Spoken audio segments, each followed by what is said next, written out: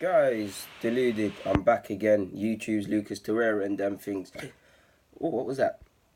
Like I was trying to say, do you guys remember me telling you guys about how it's the honeymoon period for Kylian and that he can do no wrong in the sense that he's clearly a world class footballer already. He's gonna go down as a phenom. He's gonna be a global superstar if he isn't already, and he's truly a wonderful footballer to watch from his pace to his technical abilities to his skills, his change of pace, and what he could be in 10 years time, 5, 10 years time. He's clearly amazing. I mean, he's won the World Cup.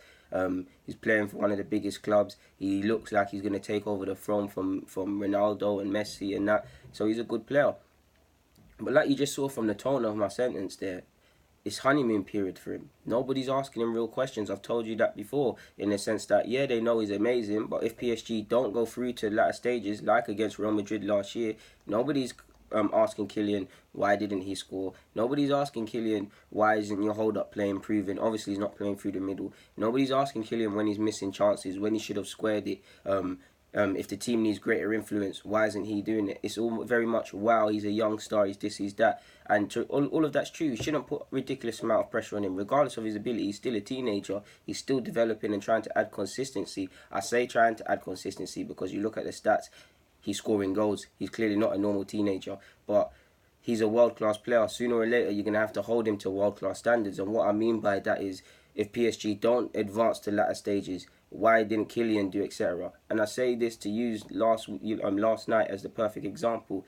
Kylian obviously scored and made it, 12 goals in 11 games for himself. And PSG at that point at 2-2, it looked like they were running away with the game. Obviously, they switched off. I actually think Ariola and Kimbile are actually unlucky yesterday because they did all right. Firmino scores in the 30, in added time and makes it 3-2, and it shows what football's about, and it's harsh on PSG. But apart from the goal, what did Kylian do? Overran the ball many a time, struggled to really get into the game essentially. Him and Neymar kept swapping sides, it wasn't happening. And this ain't a dig at Kylian. I'm just highlighting the fact nobody's whispered anything about Kylian's poor performance. He scored, it masks it, but nobody whispers anything. Quite rightly so. Neymar turned the sparkles on a bit in the second half and found some lovely balls actually to pick out Kylian for a goal, if I remember rightly, and on a general basis. But more often than not, overrunning it, doing too much, or just ultimately not doing enough. Like just being frustrating. Rabiot and everybody else in the midfield flattered to deceive. Question marks obviously have to be asked at the manager. Question marks have to be asked at Bernat because what was you doing for the penalty? All of these sort of Cavani, where was you? For example, Di Maria, where was you? All of these sort of questions are going to be asked way before Kylian. So I've said about 5, 6 points. The last one will be Kylian. So this is what I mean by the sense of the honeymoon period's over, because when he's 26, 27, people are going to be harsh on him. People are going to want to see him taking over games. In fact, in the next year or so, him taking over games, him completely destroying games like this, because we know he can do it against Kant and them sides there, and he's done it against bigger sides in the champs.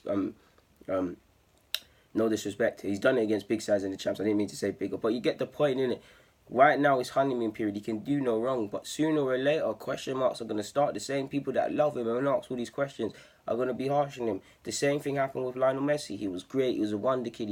He could do no wrong. Then people are now asking, all right, if you're so great, why haven't you won World Cup? Why is Barcelona not had Champions League since 2015, etc., etc.? These harsh questions. Neymar the same. Why ain't Brazil winning World Cup? Why ain't this? Why ain't that? Do you see? So sooner or later, these questions are going to get asked. I think Pogba's a good player, but I don't think he's special, but quite Kylian special. But he's another one. Question marks are continuously asked. Do you get what I'm saying?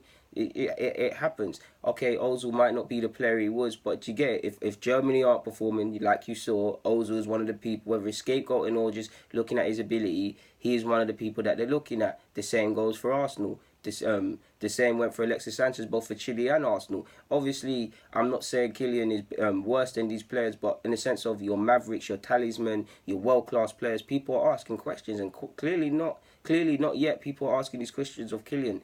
I always tell you guys, the same rope you climb upon is the same rope they'll hang you with, and this is exactly the reason I'm making this vid, because right now Kylian can do no wrong to the footballing community. Sooner or later, that bubble's gonna pop. Sooner or later, it happened to Dembele already. It's gonna happen.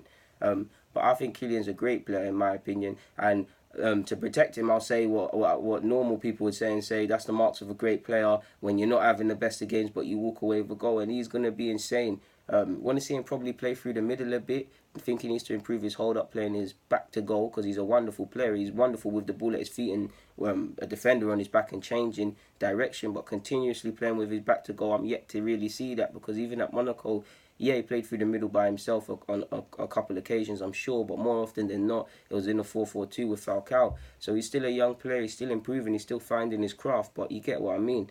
On that note, I got nothing more to add, so let me get out your hair. Guys, DG, I'm out.